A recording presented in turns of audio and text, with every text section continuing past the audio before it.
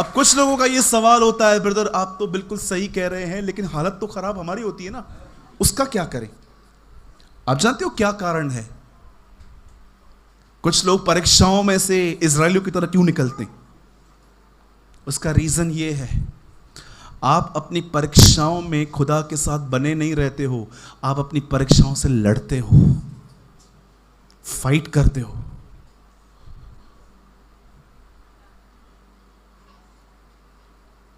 मेरे लैपटॉप पे ऐसा लिखा है, अपना नाम लिख के मैंने ऐसे लिखा है, सूरज जब तेरे रास्ते काम ना आए तो प्लीज खुदा के रास्तों को अपना। ये मैंने अपने लिए रिमाइंडर रखा है। कुछ लोग लड़ते हैं, जानते हो कैसे? मैं आपको बताऊं, बुरा नहीं मानेंगे ना? जब उनके ऊपर तकलीफ आएगी ना तो पहले पहले उठाएंगे फोन, पूरे शहर को बताएंगे। मेरा पति कल शराब पी के आया था, आते ही झापड़ मारी, आंखें ही चमाट मारी मुझे। ये हो गया, अभी जिनको बताना था। फिर कॉल किसी और के पास जाएगा, आप कैसे हो? मैं ठीक हूं, आपका पति कैसा है? मेरा, लेकिन मेरा ठीक नहीं है, बेवड़ा है एक नंबर का, पी के आया, कल मारा। अभी ये हो गया, फिर पास्टर सलीम को कॉल जाएगा, पास्टर जी घर पे प्रार्थना करने के लिए आओ। पास्टर बोलेंगे क्या हुआ मेरी बहन, 2 दिन से तेरे लिए तो प्रार्थना कर रहा हूँ। नहीं आप हमारे घर पे आ जाओ, मेरे पति ने मुझे मारा है। ये हो गया, फिर जाएगा फोन माँ के पास, माँ मैं आऊँ घर? क्यों, क्या हो गया बेटा? दारू पी के मुझे मारा है। पूरे लुधियाना को बताएंगे, और फिर जानते हो लास्ट में क्या करेंगे? अब एक काम करते, अब दुआ कर लेते।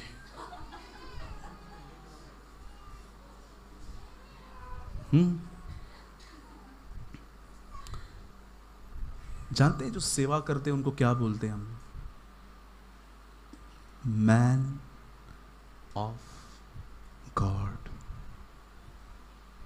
जिस दिन आपने इन 3 शब्दों का मतलब समझ लिया ना, परमेश्वर का व्यक्ति,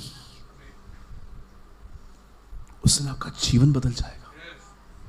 मैन ऑफ गॉड। अपने पास्टर को छोड़ो, उसको खुदा के करीब जाने दो, उसको बांध के मत रखो, वो खुद जाएगा ना तो आपको भी ले जाएगा। पकड़ के रखते हैं कुछ लोग, पास्टर जी आओ पैर घुमा के जाओ, मैं पैर काट के दूं, ले जाओ। मेरे चर्च में एक बहन ने मुझे बोला, भैया आप आइए, आपके पैर हमारे घर पे घूम जाएं, हम आशीषित होंगे। मैंने कहा मैं तेरे को पैर काट के देता हूं, लेके जा। हाँ,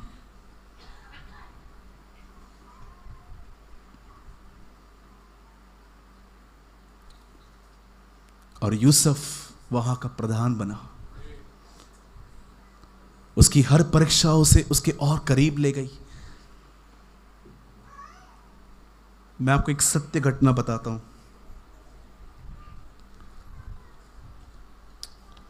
अप्रैल में मुझे कोविड पॉजिटिव पाया गया। मैं बहुत बेकार कोविड हुई थी मुझे।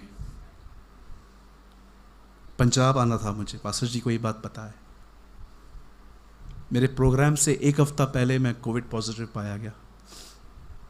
मुझे आज भी ब्रीथ लेने में तकलीफ होती है। मैं आज भी अपने पॉकेट में इनहेलर लेके घूमता हूँ।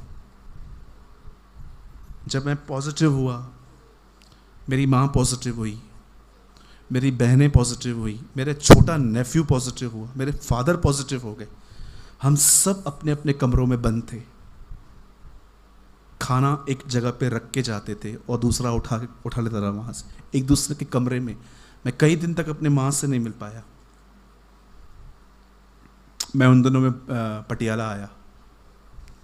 जब मैं वापस आया तो मुझे पता चला कि जो मेरे ब्रदर इन लॉ हैं वो काफ़ी सीरियस हो गए हैं। मेरी बड़ी बहन के पति 40 इयर्स के थे वो। और एक दिन जब मुझे पता चला कि डॉक्टर्स ने उनका वेंटिलेटर बंद कर दिया था और उनकी डेथ हो गई, तब मैं बहुत टूट गया।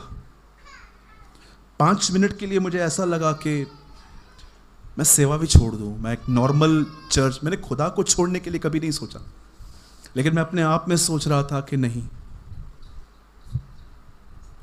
क्योंकि मैं अपने घर के अंदर जो माहौल देख रहा था वो मुझे काट रहा था। एक 12 साल का बच्चा है उसका, वो रो रहा था, सर पे दीवारें मार रहा था। एक बहन जो विडो हो गई। जब मैं ये सारा माहौल में देख रहा था, कई दिन मैंने दुआ नहीं की, मैं चुपचाप रहता था, मैं अपने सेंसेस में नहीं होता था। मैंने 5 या 6 दिन मिनिस्ट्री भी नहीं की, मैंने किसको कुछ भी नहीं बताया, मैं चुप रहा, मैं शांत रहा। मैंने जस्ट पोस्ट कर दी फेसबुक पे, क्योंकि मैं वहाँ पर थोड़ा, मेरी मिनिस्ट्री थोड़ी एक्टिव है वहाँ पर। मैंने वहाँ पर लिख दिया आई एम बिजी। आप जानते हैं 4-5 दिन के बाद जब उनकी मौत हुई, 4-5 दिन के बाद मैंने स्लोली अपनी प्रेयर लाइफ कवर की। मैंने दुआ की, मैंने वचन पढ़ा, मैं वापस प्रभु के लिए गीत गाने लगा। आप बिलीव करें, the Lord is my witness, प्रभु मेरा गवाह है। मैंने महसूस किया, मैं अपनी परीक्षाओं में खुदा के कभी करीब नहीं जा पाया, लेकिन वो इतना दयालु है कि वो मेरी परीक्षाओं में वो मेरे करीब आया था।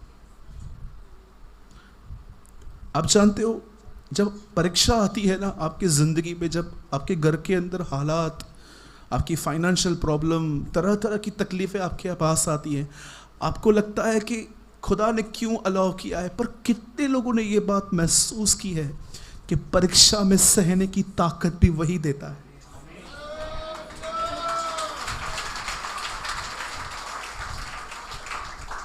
कभी आपने सोचा है, इतना फेस करने के बाद भी आपने आज तक आप कभी ड्राइव नहीं हुए हो, आपने आज तक कभी मूर्ति पूजा नहीं की है, आज तक आप ईमान में कहते हो कि यस वो मेरा खुदा है, ये बोलने के लिए ग्रेस किसने दिया।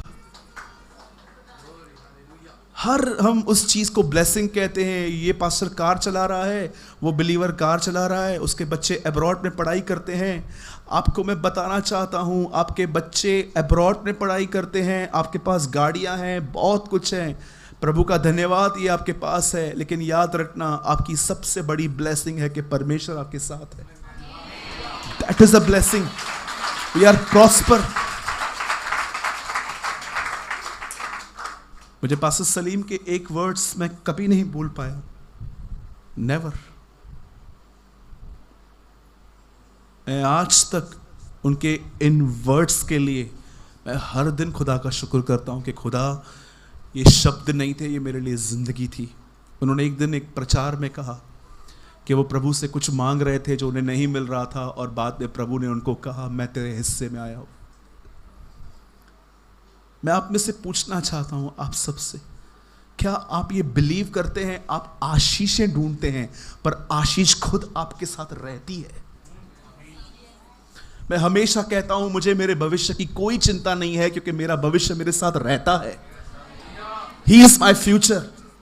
बाइबल ये नहीं कहती है कि यूसुफ जब प्रधान बना तो वहां लिखा गया और वो आशीषित हुआ, पर कितने लोगों ने ये पढ़ा है जब वो गुलाम बना उसके बाद लिखा है और वो आशीषित हुआ और प्रभु उसके साथ था। बाइबल कहती है खुदा का होना ब्लेसिंग है, परमेश्वर मेरे साथ है, वो मेरी आशीष है।